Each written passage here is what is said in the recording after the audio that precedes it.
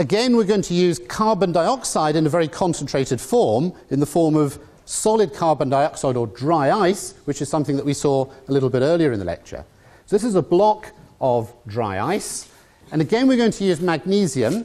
So I have some magnesium metal here.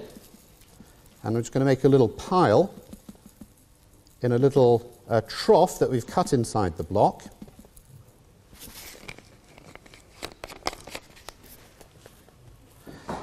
And I'm going to set fire to the magnesium, and once it's on fire, Chris is going to put the other half of the block on top, and then the magnesium will be sort of trapped inside.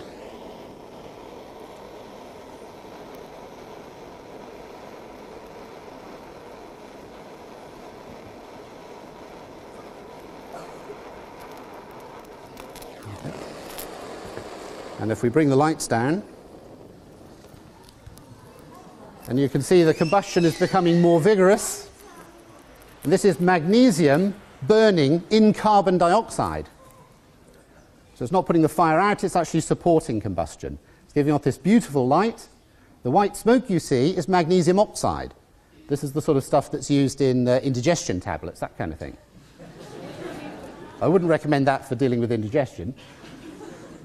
So the magnesium combines with the carbon dioxide to make magnesium oxide and carbon.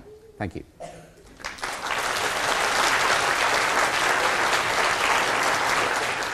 Okay, we have a third kind of fire extinguisher, and that's this one. This is called a dry powder fire extinguisher. It contains a powder and it's pressurized. When we set this off, the powder comes out of the hose and we can squirt it at the fire and put the fire out. Now, these are actually extremely good fire extinguishers. If you have an extinguisher in your kitchen or one in your car, it's probably a dry powder extinguisher. And these extinguishers usually contain something like sodium or potassium carbonate or sodium or potassium bicarbonate. They're very effective extinguishers. They're good for dealing with all kinds of fire, and it would be very surprising if using the powder out of one of those could actually make combustion faster or make it worse. Well, perhaps it can. In this spoon, we have a gram of commercial gunpowder. It's made from a mixture of 3 ingredients. Saltpeter, whose chemical name is potassium nitrate, and that acts as a source of concentrated oxygen. We call that an oxidizer. It contains charcoal, which acts as the fuel, and that burns in the oxygen released by the potassium nitrate. And it contains sulfur, and the sulfur is there to aid combustion to make the gunpowder burn more easily. What would happen if we took gunpowder and instead of using charcoal, which is the main fuel, we use some of the powder from a fire extinguisher? So this seems pretty odd. We're going to take away the main fuel from the gunpowder and we're going to replace it with something that's used in a fire extinguisher. In fact, we're going to use potassium carbonate for this. So if we mix those 3 things together, that is potassium nitrate, potassium carbonate and sulfur, we get something called yellow powder. And so in this spoon we have a gram of black powder, and in this spoon we have a gram of yellow powder. Now, what we're going to do is to heat up these 2 spoons, and we'll see if there's a difference between these 2 powders.